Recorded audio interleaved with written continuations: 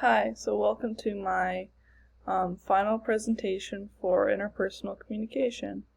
The chapter I chose to talk about was Chapter 12, Managing Interpersonal Conflicts. So why is it important to know the information in this chapter? It's important to know all the information in this chapter simply because we're all human and we all have interpersonal conflicts with people around us, whether it's family members or siblings we have or co-workers. It's important to deal with conflict effectively, especially if you want a smooth relationship. It's important to recognize the types and categories of conflict, and general self-awareness about how one could be contributing to conflict is also valuable.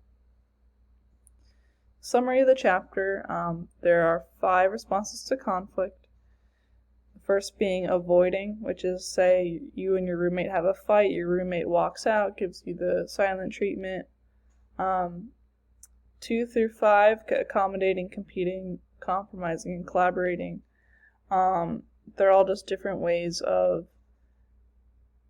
that people are able to communicate with each other in situations of conflict. So say collaborating, they're working together on the problem. Competing, maybe they want their way to be the way that is decided upon. You also have direct versus passive aggression. I'm sure everyone knows sort of the difference there. Conflict styles, there are 4. I'm going to go over relational and symmetrical. It's basically just like in a situation of conflict, how do the parties involved interact with each other.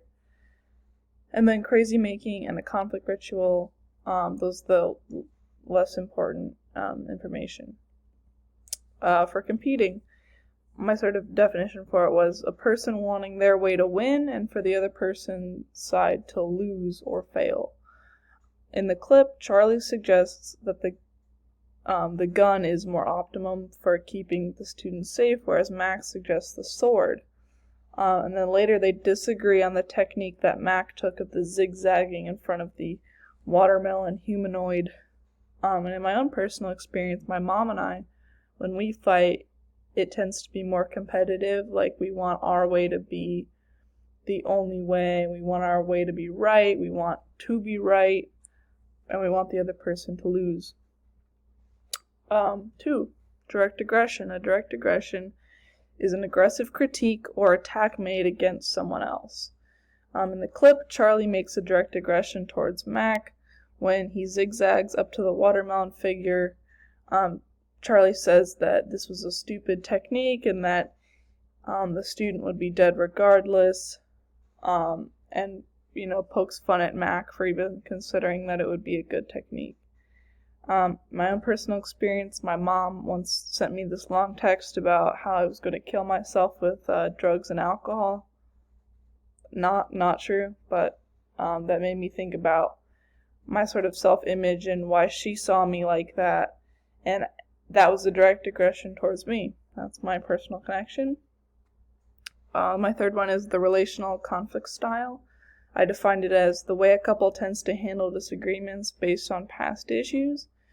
Usually you can sort of figure out a pattern of conflict between 2 people. In the clip you can see Mac and Charlie both wind each other up in the office scene and the scene outside. They tend to yell over each other, and conflict almost never gets actually resolved. They just move on to something else.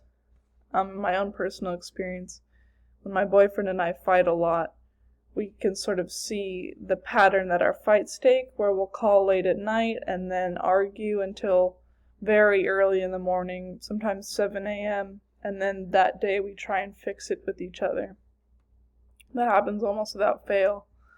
Number 4 is a symmetrical conflict style. I defined it as a conflict style where 2 people do similar behaviors to instigate the fighting.